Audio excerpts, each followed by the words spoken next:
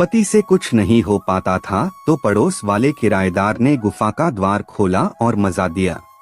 मेरा नाम मंजू है, मेरी उम्र 28 साल है। मेरा 1-2 साल का बेटा भी है, लेकिन सब लोग जब आंटी बोलते हैं तो मुझे बहुत बुरा लगता है। मैं हमेशा अपने कपड़ों पर ही ध्यान देती हूँ। हाफ कटिंग वाला ब्लाउज और कढ़ाई वाली साड़ी ही पहनती हूँ, जिससे मेरे बदन की नुमाइश होती रहे। मेरे पति मजदूरी करते हैं। उनकी एक बहुत गंदी आदत है, वह शाम को आते ही एक पैग लगा लेते हैं और सो जाते हैं। मैं भी गुस्से में उनको नहीं जगाती। जानती हूँ वह थका हारा होगा, नशे में क्या कर पाएगा। मेरी आदत बन चुकी थी, मैं भी उनके भरोसे कम रहती थी। मेरे घर के सामने वाले घर में एक किराएदार रहता है। एक दिन उसने मुझे आंटी बोलकर मेरा चार्जर मांगने आया। मैं गुस्सा होकर बोली, मैं तुम्हें आंटी कहाँ से नजर आती हूँ?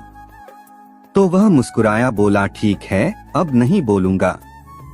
मैंने उसे चार्जर तो दे दिया, वह चला गया। मैं उसको देखती रही। उसकी कद काठी एकदम हीरो की तरह थी। मैं मन ही मन सोच रही थी कि एक दिन इसको आजमाती हूँ कि इसमें कितना दम है। अगले दिन जब वह चार्जर मांगने आया तो मैंने जानबूझकर अपना पल्लू नीचे सरका दिया ताकि मेरे दोनों नारियल बाहर दिखने लगे। अब उसका ध्यान चार्जर पर कम लेकिन मेरे सीने पे ज्यादा था। इस बार उसने मुझे भाभी कहकर पुकारा तो मुझे बहुत अच्छा लगा। भाभी जी एक बात बोलूं? अचानक उसने पूछा। भाई साहब कहाँ काम करते हैं? तो मैं उसको अपना चार्जर पकड़ाया। बोली, अरे उसकी तो मत पूछो, मजदूरी करते हैं और शाम को लगा के आ जाते हैं, उनसे तो कुछ होता ही नहीं। मैंने अपने दिल की भड़ास निकाली।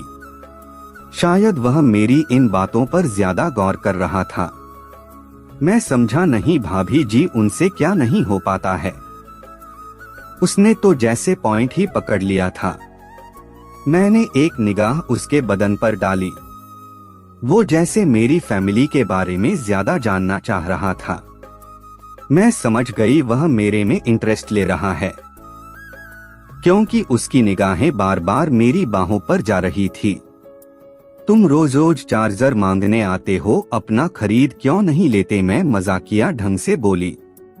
तो वह मुस्कुराया और बोला कि अगर मैं चार्जर खरीद लूंगा तो आपके दर्शन कैसे होंगे? अच्छा, तो तुम मेरे दर्शन करने आते हो? सिर्फ दर्शन करने आते हैं या कुछ और भी करना आता है? मैंने उसको तुरंत जवाब दिया। यह बात सुनकर उसकी थोड़ी हिम्मत बढ़ी और कमरे में पड़ी चारपाई पर बैठ गया। मैं भी नीचे बैठकर सब्जी काट रही थी। अब चारपाई पे बैठकर उसको मेरे दोनों नारियल साफ दिखाई। मैं समझ रही थी कि वह क्या देख रहा है, तो उसको तड़पा रही थी। अगले ही पल यह उठकर मेरे बाजू में बैठ गया। अब उसका कथा मेरे कथा से सटा हुआ था। मैंने यूं ही बोल दिया, क्या चाहते हो? भाभी, मैं अपना चार्जर आपको देना चाहता हूँ।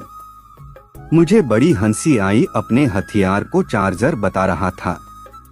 मैंने भी जवाब दे मारा, देख लो कहीं तुम्हारा चार्जर फूक ना जाए। तुम्हारे चार्जर में दम है ना? अरे मेरा चार्जर ऐसा है कि लगातार आपको चार्ज करता रहेगा।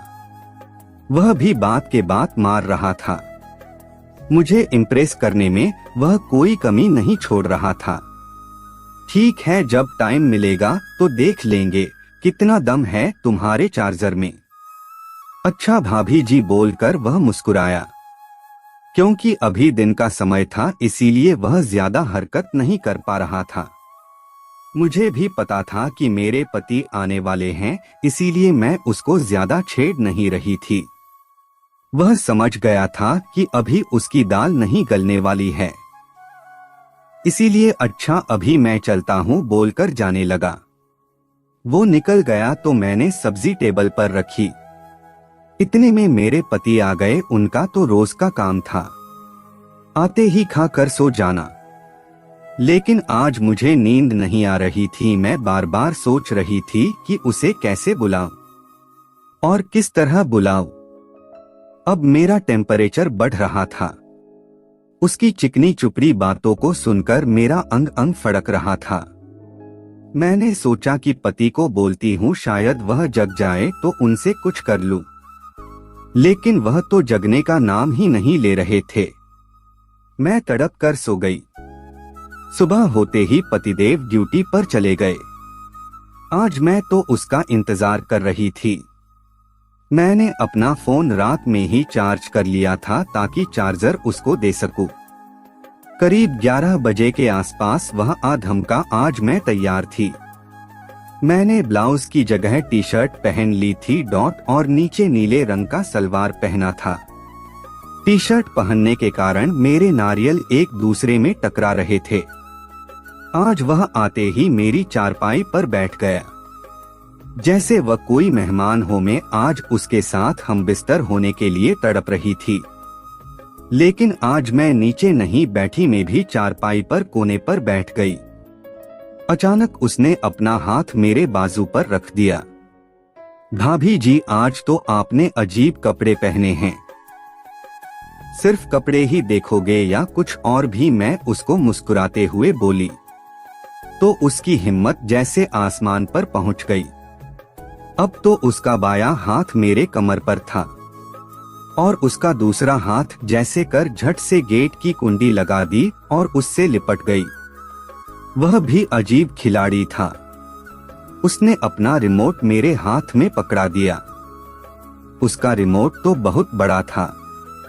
मैं झट से उसको नीचे लगाकर उस पर वार देने लगी। कुछ ही पलों में वह अंदर समा गया। करीब 7 मिनट हम दोनों प्यार और रोमांस करते रहे। आज कई दिनों बाद अच्छा प्यार मिला था। मुझे खुशी हो रही थी कि अब मुझे अपने पति के सहारे नहीं रहना पड़ेगा। वह करके चला गया था। मैं खुशी के मारे उसको देखती रह गई। तो ये थी दोस्तों मेरी छोटी सी प्यारी सी कहानी। उम्मीद है कि आपको ये कहानी जरूर पसंद आई होगी। तो वीडियो को लाइक और चैनल को सब्सक्राइब करना ना भूलें। और इस कहानी से हम किसी को भी बुरा या गलत संदेश या राह नहीं दिखाते। आप सभी इसे सिर्फ मनोरंजन हेतु ही देखना। और इस कहानी को पूरा सुनने के लिए आप सभी का दिल से धन्यवाद।